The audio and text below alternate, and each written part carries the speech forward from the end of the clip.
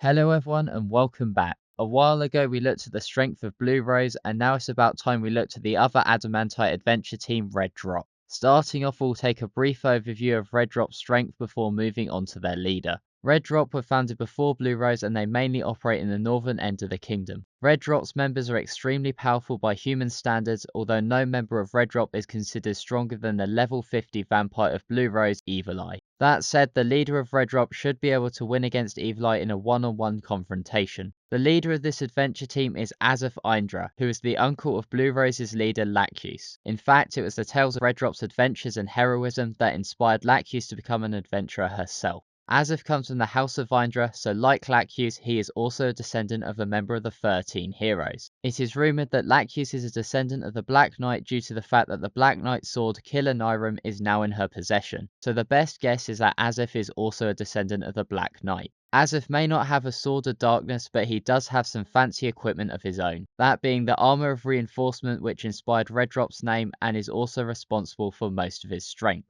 The armor originated from Yggdrasil and was an item added to the game to entice new players during an era where mecha was becoming popular. It was intended to act as a kickstart item that would allow the user to skip a lot of the early level grinding. Despite it being a kickstart item though, to fully unlock its potential would require a lot of microtransactions and grinding. On the lower end, the suit's power would be around level 60, with its maximum potential being around level 80. Given that Azuth found the armor in its weapon while exploring, it is likely to be on the lower end, and by Ziggy's level charts, Azuth in his armor is around level 60. We see throughout Season 4 that the suit allows the user to fly, but we also see that it gives the user access to spells they otherwise wouldn't be able to use. We see Azuth's armor use the 7th tier spell Chain Dragon Lightning, which as its name suggests has the ability to chain to enemies other than the intended target. He also has access to the Divine Area of Effect spell Firestorm that causes increased fire damage to opponents. The final spell Azuth has access to is the unnamed instant death spell that we see him try to use against Albedo. Although we don't know the spell's name, we do know it produces a green beam of light, which means it is likely the spell Disintegrate from Dungeons & Dragons, as they share a similar appearance. As mentioned earlier, this suit is on the lower end of its potential, so it doesn't have as many powerful or access to as many spells as the level 80 counterparts would have. Although a higher level suit would make it stronger, when the Supreme Beings messed around with the armor, they found the armor to be a massive downgrade from their regular gear. The weapon Azuth found with the armor is the heavy machine gun that is said to be a tier above Shizu's assault type arcane rifle. The bullets are larger than acorns, and at the speed they shoot out, even Albedo struggled to dodge them all. The weapon is strong enough to destroy a Death Knight in a few hits, and it even has a submachine variant that fires non-enchanted bullets without consuming mana. Despite the armor being weak by Yggdrasil standards, Azuth crutches off the armor to surpass human limits. Without it, Azuth is estimated to be around level 25 with job classes of Fighter, Sniper and Athletic Master. This makes him far weaker than the other members of Red Drop, with his peak strength being that of an Orichalcum rank adventurer as opposed to that of an adamantite. In terms of his personality, Azuth is the type of guy to act honest and upstanding when meeting someone for the first time, and has a tendency to spout corny lines. That said, he tends to dislike the etiquette of being addressed by his full name and is not afraid of provoking those more powerful than him.